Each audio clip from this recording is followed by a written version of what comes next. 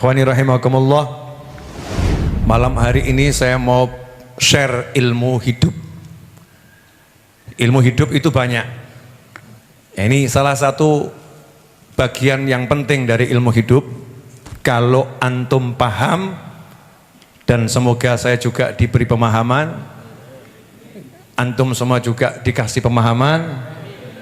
Kalau paham ini, insya Allah hidupnya mudah. Ya, insya Allah hidupnya mudah. Saya mau nanya, pengen hidupnya mudah atau susah? Pengen hidupnya mudah atau susah? Alhamdulillah, semua pengen hidupnya mudah. Sebetulnya hidup itu mudah kalau tahu caranya. Kalau nggak tahu caranya, hal yang paling ringan pun jadinya susah. Contoh, antum pergi ke toilet. Ya, pergi ke toilet. Kebetulan semuanya serba sensor otomatis. Nanti kalau pergi ke toilet yang super internasional gitu ya, semakin internasional semakin pusing kita. Ya, semakin pusing. Mau sentor gitu ya, cari pencetannya nggak ada. Mana nih pencetannya? Kalau nggak tahu ilmunya bingung. Padahal udah terlanjur kotor banyak di situ. Gimana nih cara sentornya? Pencetannya nggak ada. Ternyata nggak perlu mencet, cukup melambaikan tangan. Sensor. Kalau tahu ilmunya, tinggal melambaikan tangan, selesai. Kalau nggak tahu ilmunya, piye iki, musibah, geger di toilet. Gara-gara apa? Nggak tahu ilmunya. Ada itu orangnya hadir malam hari ini juga. Cuman nggak boleh saya sebutkan ya. Nggak boleh saya sebutkan. Itu mau, wah itu cerita yang lucu, nanti internal aja itu ya. Karena nggak tahu ilmunya. Sampai akhirnya mau sentor, dia itu pergi ke wastafel gitu. Karena nggak ngerti bagaimana ilmu sentor di toilet semacam itu. Ada lagi yang mau wudhu, kerannya pakai sensor. Keran model apa ini? Kok nggak ada putarannya? Dicari putarannya kanan kiri, nggak keluar airnya. Memang nggak perlu diputer, cukup julurkan tangan. Kalau tahu ilmunya mudah. Nah kalau nggak tahu ilmunya susah. Makanya dalam hidup ini jangan mikir apapun sebelum mikir ilmunya. Jangan ngomong susah. Gak ada itu susah. Cari ilmunya, pasti mudah dan mudah. Jadi yang buat susah gara-gara apa? Gak tahu ilmunya. Makanya Allah Ta'ala berikan pada Nabi Adam alaihissalam pertama kali al-ilm. Nabi Adam dikasih ilmu dulu. Kemudian disuruh memamerkan ilmunya. Pamerkan ilmumu, panggil malaikat semua. Coba malaikat sebutkan itu apa? Malaikat. Karena nggak tahu ilmunya, ya mumet. Apa kui? Apa itu? Nggak tahu ilmunya. Nabi Adam yang tahu ilmunya baru diciptakan, tahu ilmunya. Sebutkan apa itu? Bleng, selesai. Jadinya mudah. Asal tahu ilmunya. Hidup kok susah? Berarti antum nggak tahu ilmunya. Hidup kok susah buat saya, berarti saya nggak tahu ilmunya. Karena Allah tidak ingin memberikan kesusahan kepada kita semua. Allah pengen kita menjalaninya dengan mudah, asal kita nurut sama Allah Subhanahu wa ta'ala. Saya kasih ilmunya, kata Allah kan begitu. Kalau kamu ikuti ilmunya, semua jadi mudah. Nah sebetulnya ilmunya banyak. Ini salah satu rahasia yang ya mendasar tapi paling dalam. Pertanyaan saya, mau ndak ilmunya? Mau ndak ilmunya? Bayar bro. Orang sekarang mau kaya suruh bayar, betul? Ikut seminar ini, seminar itu bayar dia mau dapat gelar ini sekolah 20 tahun bayar mau, di majelis ilmu gratis. Ilmunya gratis dibagi share oleh para ulama. Tinggal satu, apa? Amalkan. Gratis ilmu ini, silahkan siapapun pakai, amalkan.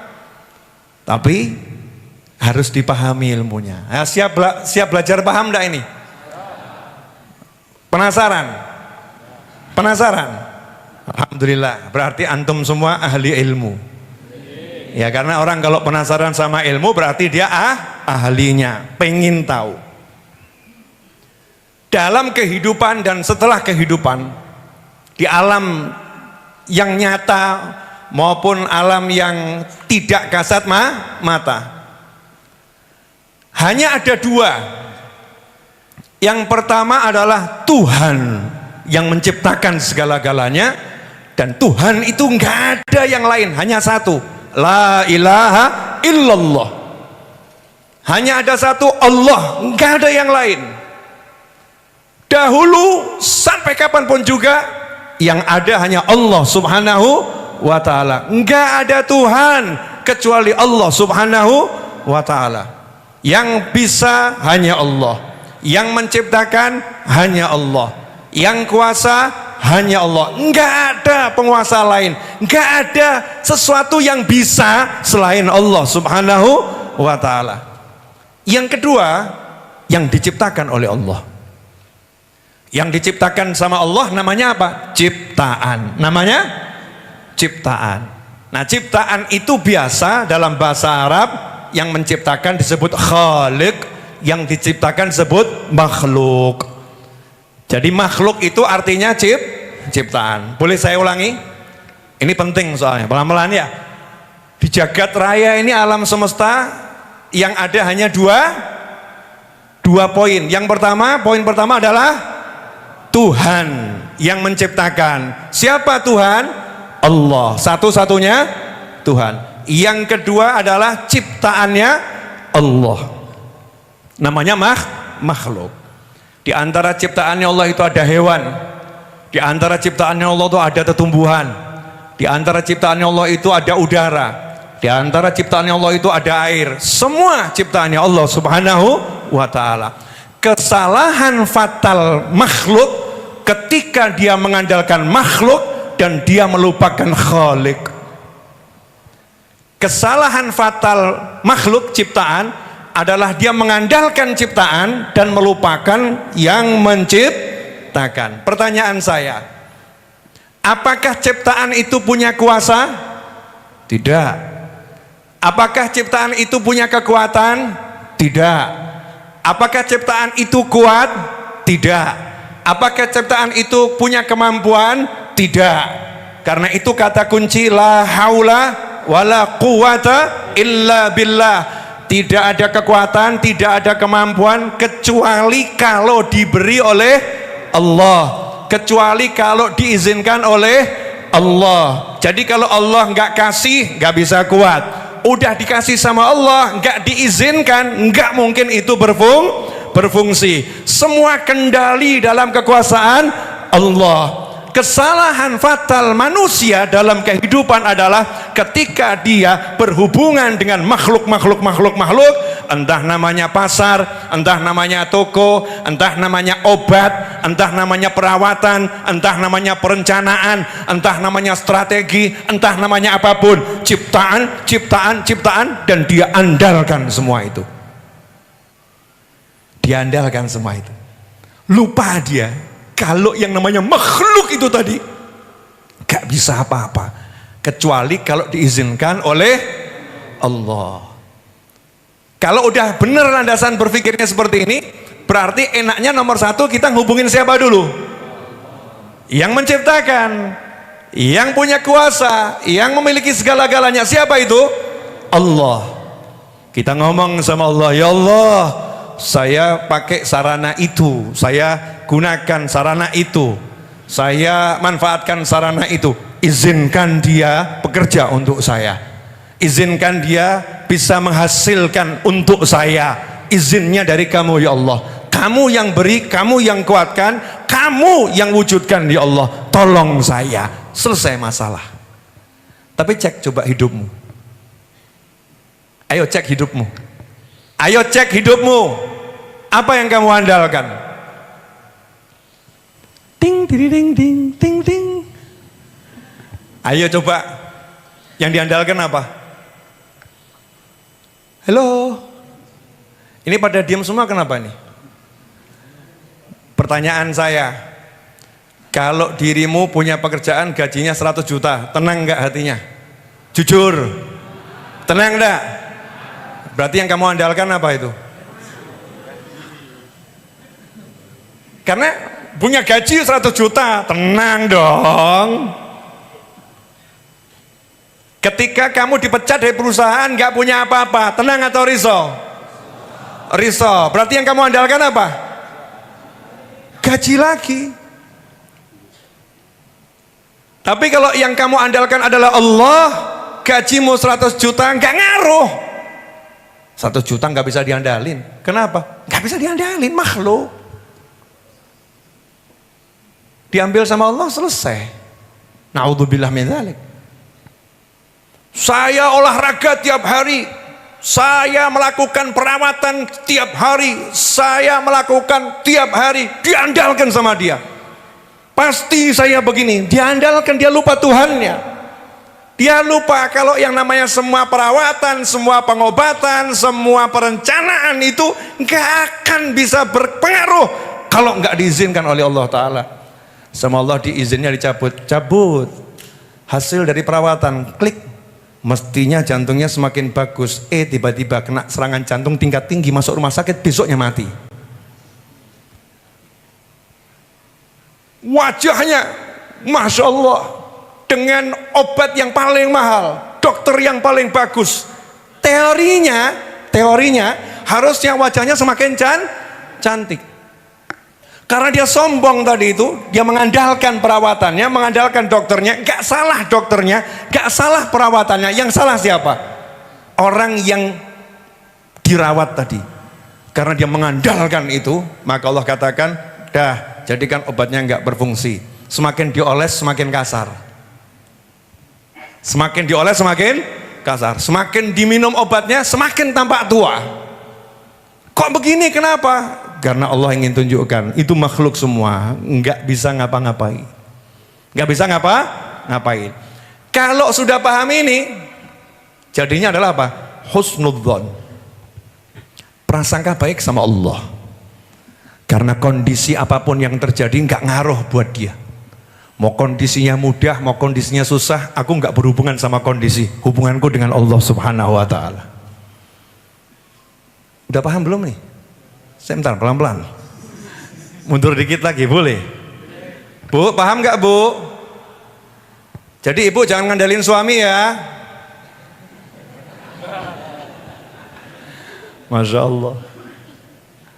Lanjut, boleh?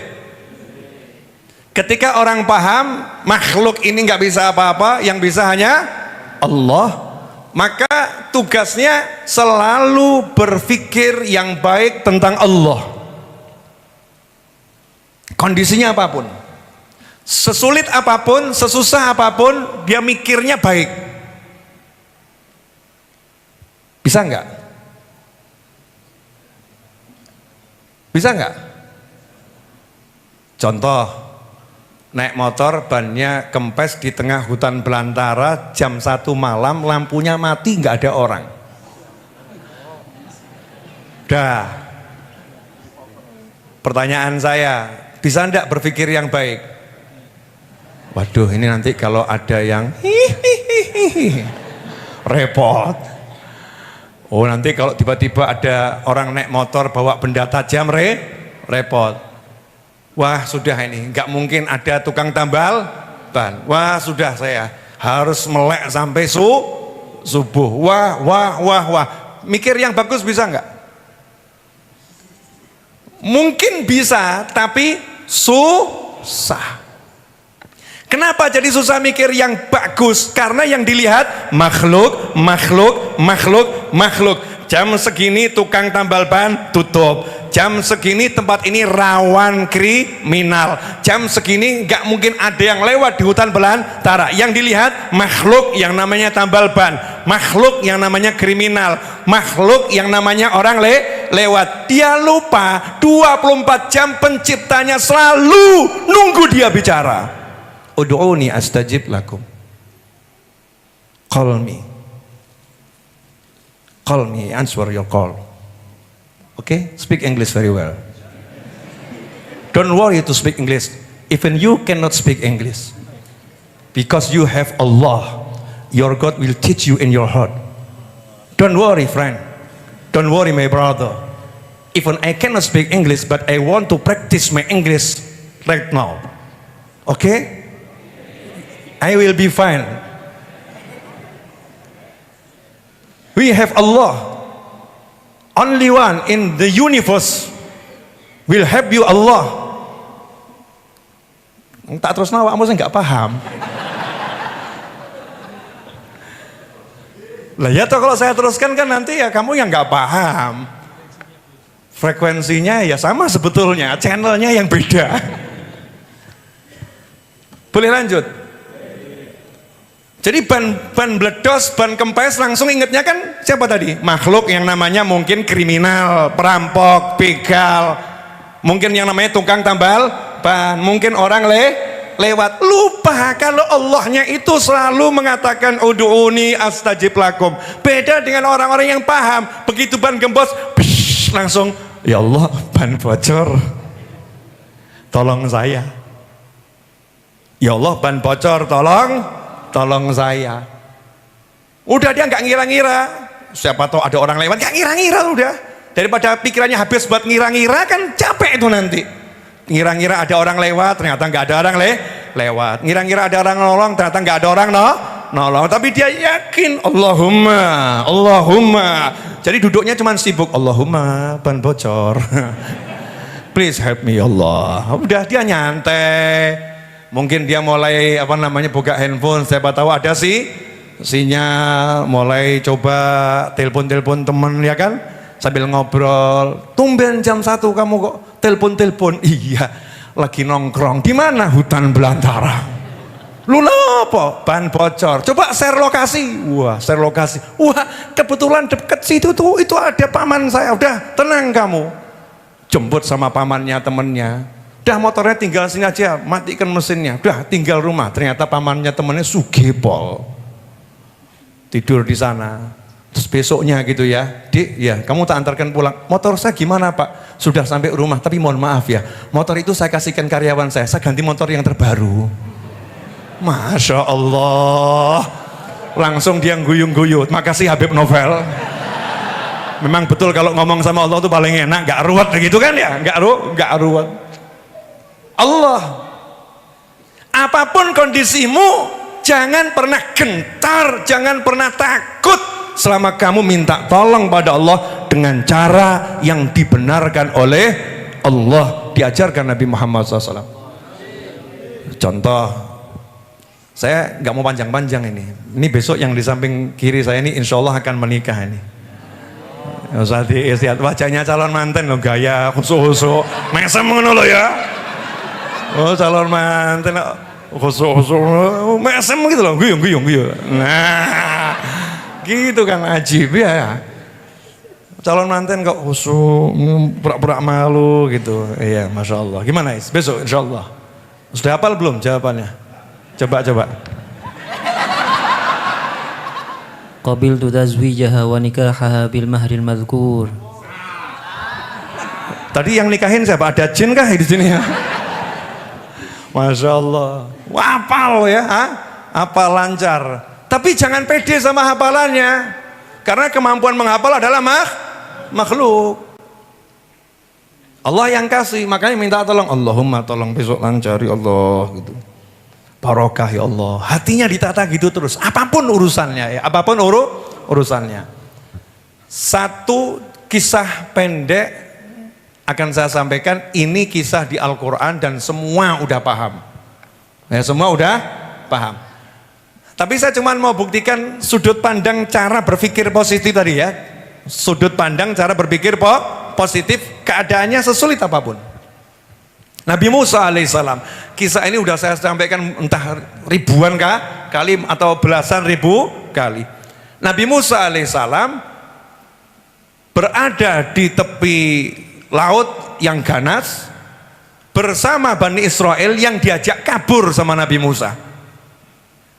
Sementara Fir'aun dan bala tentaranya yang terkejam, bukan bala tentara yang biasa, yang dibawa bala tentara yang terkejam, itu mengejar dengan kekuatan penuh dan senjata full semua dikerahkan. Sampai titik di tepi laut. Debur ombaknya. Mungkin laut selatan gitu ya. Yang ombaknya ganas. Umatnya galau, wajar. Ya umatnya galau, wajar. Tapi kita jangan niru umatnya Nabi Musa. Kenapa? Kita umatnya Nabi Muhammad SAW. Kita umat yang terbaik. Yang Nabi Musa bahkan pengen join jadi seperti kita. Ya Allah, jadikan aku umatnya Muhammad SAW. Saking melihat kehebatan hatinya umat Rasulullah. Saking melihat bagaimana kehebatan pangkatnya umat Nabi Muhammad SAW. Bukan kita merendahkan umatnya Nabi Musa, enggak. Tapi kita jangan menjadi seperti umatnya Nabi Musa. Kita ini umatnya Nabi Muhammad SAW. Maka di situ umatnya Nabi Musa ya nanya, keke ada, keke piye, maju mati, mundur mati, solusi, maju nyebur mati, mundur ke belakang dibantai Fir'aun mati. Solusinya dong. Ini masalah juga ini. Masalahnya jadi berapa? 3 buat Nabi Musa. Yang pertama, laut yang ganas. Yang kedua, Fir'aun dan bala tentara. 3, umat yang gak tenang. Umat yang protes. Piye ki? 3. Tapi Nabi Musa itu santainya luar biasa. Karena dalam kondisi yang seperti apapun, yang sesulit apapun, gak lihat makhluk namanya laut, gak lihat makhluk namanya Fir'aun dan bala tentara, gak lihat makhluk namanya umat yang tadi lagi protes. Yang dilihat adalah Allah. Santai, kalla, ora popo, aman, tenang. Don't worry. Jangan khawatir, gak mungkin. Inna ma'ya Rabbi, sesungguhnya bersamaku Tuhanku bersamaku. Nah kalau kita tuh ngaku saya bersama Allah tuh berat loh. Iya, kalau saya ngaku saya bersama Allah, berat tuh ya, ngaku-ngaku. Tapi kalau ngaku Allah bersama saya kan bener tuh. Kan Allah selalu bersama kita, masalahnya kerasa gak awakmu? Kamu merasa enggak dibersamai sama Allah? Diperhatikan sama Allah, didengarkan sama Allah, disayang sama Allah. Terasa enggak? Nabi Musa merasakan semua itu. Inna ma'iya Rabbi, bersamaku Tuhanku. Saya enggak sendiri. Allah bersama saya. Lah terus solusinya gimana? Lah Allah bersama saya kok ya tenang wae. Lah karepmu tenang ki piye? Maksudmu tenang bagaimana? Sayyahdin. Berpikir positif. Nanti dikasih petunjuk sama Allah untuk mensolusikan semua ini. Petunjuk apa? Bagaimana petunjuknya? Ini laut, nggak ada kapal. Emang udah kamu pesan kapal di laut? Atau mungkin kamu udah siapkan tim perenang yang ahli akan gendong kami semua? Ini laut. Itu Fir'aun bala tentara. Atau kamu akan tunjukkan mukjizatmu ngelawan Fir'aun? Ada punya rencana? Ora. La. Inna ma'ya Rabbi sayahdin. Saya tidak mengandalkan apapun. Mau keahlian, mau perencanaan, bahkan mukjizat. Tapi yang diandalkan Allah sayahdin. Allah nanti ngasih saya petunjuk. Kapan petunjuknya? Ya nggak tahu, Allah yang ngasih kok. Bagaimana petunjuknya? Jangan nanya saya yang belum dapat. Belum diinfokan ke saya. Nanti, loh kamu kok tenang? Loh saya percaya sama Allah kok. Yakin dikasih petunjuk? Oh yakin. Loh kamu yakin? Ya, aku nggak ragu. Punya Allah. Pasti dikasih petunjuk. Hidup kita tuh cuma suruh mikir yang baik begitu. Bisa enggak? Bisa enggak itu? Tinggal mikiro sing apik, ngono kok ruwet. Kamu insya Allah akan dapat jodoh orang yang soleh. Sing amin wedok bener, sing lanang iki lho. Jodoh orang soleh saya ngamin kira aneh atau ya? Jodoh orang soleh yang perempuan amin, betul kan ya? Betul. Kalau yang laki-laki ini amin kan menakutkan saudara-saudara. Ya, mungkin hidupmu agak bagaimana karena salah mengaminkan doa mungkin ya. Hati-hati kalau ada orang doa, jangan asal diaminkan, didengarkan dulu itu. Nah itu kamu insya Allah dapat jodoh orang soleh, mestinya kan amin selesai ya. Ini nggak bisa mikir yang bagus. Lawang saya ini perempuan yang nakal, mana mungkin saya dapat jodoh yang soleh. Yai kalau doa yang betul. Lah terus karepmu piye? Tak dongake untuk bojo sing nakal ngono. Kan ya enggak. Insya Allah kamu dapat jodoh orang yang soleh. Mikirnya langsung positif. Allahumma amin. Walaupun enggak masuk akal. Saya orang yang nakal, saya orang yang enggak berpendidikan, saya kok didoakan dapat orang soleh, enggak masuk akal. Tapi amin dia. Kenapa? Allah maha kuasa merubah saya jadi orang baik. Allah maha kuasa merubah saya jadi orang yang benar. Allah maha kuasa merubah saya jadi walinya. Siapa tahu beramin aku udah wali Allah. Amin. Kan begitu ya. Lah suruh mikir yang baik gitu mudah atau susah? Halo. Yang utangnya banyak nih loh. Suruh mikir baik, kamu nanti akan dapat rezeki besar, kamu akan dikasih Allah kemudahan, kamu akan bisa atau nganggep wis aja ngajari aku ngelamun, yang mana? Setan bisi dengan kalimat jangan ngajarin saya berandai-andai. Loh, andai-andai itu kalau kita diem namanya andai-andai. Kalau kita bergerak itu namanya bukan andai-andai, itu namanya kita punya motivasi, itu namanya kita punya semangat, itu namanya kita punya cita-cita, itu namanya berpikir yang baik. Jalan saja, nanti Allah kasih petunjuk. Dikasih petunjuk sama Allah Ta'ala Nabi Musa setelah itu. Petunjuknya gak masuk akal. Lalu petunjuknya kok pukulkan tongkatmu ke laut nanti akan terbelah lautnya. Coba kalau kalimat itu disampaikan ke Bani Israel. Udah dapat petunjuk? Sudah. Gimana? Lautnya mau dibelah. Pakai apa? Tongkat. Aduh, piye gitu ya. Laut kok dibelah mbak tongkat ki piye gitu ya, teknologi macam apa nih, nggak masuk akal, nggak masuk akal karena kebanyakan pakai akal. Nabi Musa nggak kebanyakan mikir dan bahkan nggak mikir adanya iman, padahal beliau orang yang ahli mikir. Hidupnya di istana Fir'aun dari bayi dididik sama tenaga ahli sampai dewasa. Pinternya luar biasa, akalnya disingkirkan dalam arti untuk laut ini mestinya pakai sampan, pakai kapal, ada tim yang menjemput. Tapi ini kok suruh pakai kayu dipukulkan, gak masuk akal, gak dipakai itu. Yang dipakai imannya.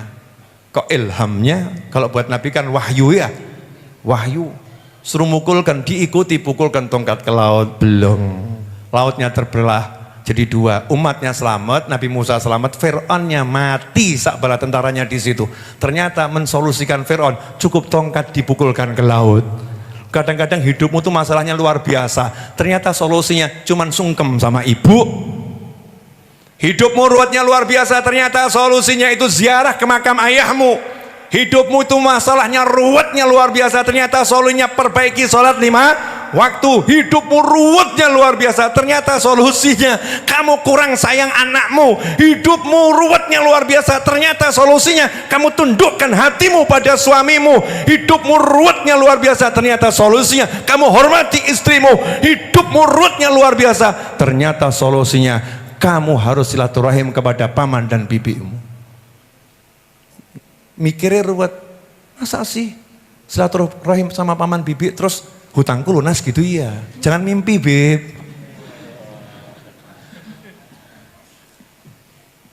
Jangan mimpi beb. Nah, yang model begini silahkan sakarepmu. Saya tak ngurusi yang percaya saja. Yang enggak percaya boleh-boleh saja. Wa ma'alaika illal balah. Itulah nilai iman. Enggak semua orang memang akan ambil ilmu ini, enggak. Ilmu ini untuk mereka yang percaya, untuk mereka yang beriman. Makanya Allah katakan dalam Al-Quran, laqad kana lakum fi Rasulillahi uswatun hasanah liman kana yarjullah wal yawmal akhir. Buat kalian semua contoh terbaik pada diri Nabi Muhammad SAW. Kalian semua yang mana?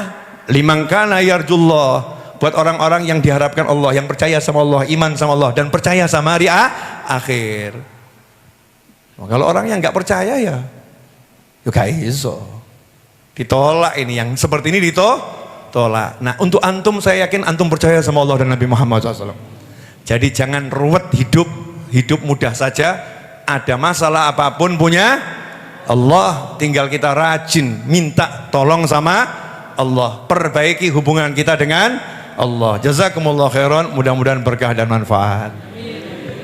Pengumuman dari saya, Ustadz Is besok ini kan insya Allah menikah, tapi karena terbatasnya undangan, ya maka yang lain silahkan nanti menyaksikan pernikahannya lewat live streaming YouTube Habib Novel Alidrus. Ya, insya Allah mohon disaksikan biar apa, dapat doanya kalian semua. Ya, nah, nanti insya Allah setelah menikah beliau saya harapkan tetap tinggal di Masjid Ar-Raudhah. Insya Allah komitmennya seperti itu. Ya, ngajar di sini, tinggal di sini seperti biasanya. Dan mudah-mudahan keluarganya jadi keluarga yang sakinah mawaddah warahmah, terhindar dari segala fitnah dunia wal akhirah. Nah, teruntuk antum semua yang masih melajang, segera gaspol. Oh ya, yang masih jomblo segera gaspol. Ojo kakean. Udah siap nikah kawan-kawan? Kok sing jawab sing lanang tok iki ya. Mbak-mbak yang belum nikah siap nikah?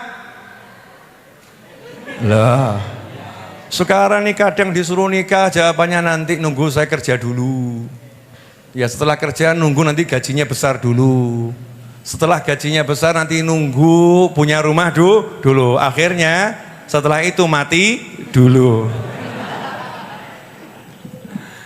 Wong urip kakek mikir ruwet gak karu-karuan. Hidup tuh apa? Ya kuwi urip kuwi. Lahir ya, gedrang, gede, terus nikah, rabi, duwe anak, nek mati bar kuwi mati. Lah kesel golek duit gak rabi-rabi, tiba-tiba rugi. Rugi. Siap nikah kawan-kawan? Lu saya ini semangat nganjurkan orang nikah karena kantor urusan agama menanti kalian semua saudara-saudara. Iya, negara kita suka kalau ada orang menikah karena negara kita nggak suka sama orang yang zina. Negara kita nggak suka sama orang yang maksiat. Makanya nikah di KUA itu gratis saudara-saudara. Betul? Wah, silahkan dilanjutkan setelah kajian ini. Segera kalian pasang niat yang baik, kemudian Allahumma kencangkan Allahumma, ya biar siapa tahu Jumat depan ada yang laporan, Bib Ustadz Is nikah hari Sabtu, alhamdulillah ahadnya saya langsung nikah. Masya Allah. Wes itu ajib itu ya, ajib. Saya mau nikah Bib tapi nggak punya uang, silahkan urus di KUA ya, numpang nikah di sini Jumat malam Sabtu pengajian, gak usah repot, kopi sudah ada, betul ya, roti sudah ada, air mineral sudah ada, nasinya sudah ada, betul kan ya, live streamingnya sudah ada, pas sudah tinggal datangkan walimu sama petugas KUA, gitu aja kok repot, dokumentasi wah lengkap saudara-saudara, gratisnya double, betul kan ya, siap nikah? Loh Beb, tapi nanti setelah nikah boleh foto-foto. Kalau kami suami istri boleh. Di mana tuh? Di pojok sana sudah ada gebyoknya sekalian. Oh, dekorasi lengkap. Enak atau enggak enak? Enak. Gitu mau nikah kok mikir biaya. Dan nanti setelah nikah hidup saya bagaimana? Loh, matimu kapan kok mikir urip? Setelah nikah hidup saya bagaimana? Matinya aja nggak tahu kok mikir hidupnya bagaimana? Ya hidup ya dinikmati. Terakhir boleh, yang kemarin saya ajarkan, masih ingat enggak? Urip ojo kalah karo pitik. Masih ingat? Saya udah ngajari kan? Belum? Urip ojo kalah karo pitik. Ayam itu, ini wajib nih ilmu nih, Masya Allah. Asli wajib ini. Ayam itu milik seseorang, tinggal di sebuah kandang. Setiap pagi pintu kandang dibuka, betul. Ternyata ayam itu hanya diberi halaman, ukurannya 3 kali 4 meter. 3 kali 4 meter halamannya. Tiap pagi ayam itu keluar dengan semangat. Tiap pagi dia itu mematokkan nih paruhnya dia itu kemana? Ke tanah yang sama, tanah yang sama tiap hari. Gak ada ayam yang berkata begitu keluar dari kandang terus dia itu unjuk rasa menenggok nih. Ditanya sama juragannya, Tik, kenapa kamu tidak bergerak? Jawab, kenapa aku diberi lahan kerja yang sama? Tidak ada perkembangan di sini, tidak kamu tebarkan apa-apa. Kamu suruh aku cari di tempat yang sama seperti kemarin. Mana mungkin aku bisa dapatkan makanan untuk hari ini? Mikir dong juragan. Ada ayam ngomong begitu? Nggak ada, tempatnya sama, juragannya nggak nebar apa-apa. Yang saking peliti ya. Nggak beli jagung, nggak beli apa-apa. Pokoknya buka golek mangan. Subhanallah ayam nih. Ternyata tiap hari dapat makanan. Loh kamu yang tinggal di Indonesia, negara yang terkaya di dunia, kok takut miskin? Takut gak dapat sesuatu, kalah Mbak Pitik. Paham? Keluar dari kandang, semangat capai tujuan, notol terus tuk cari. Matanya dipakai betul, cari peluang, bismillah, minta sama Allah Ta'ala. Itu ilmunya ayam 3 kali 4 ture po. Awakmu sa Indonesia kok tambah ngelamun, stres aku.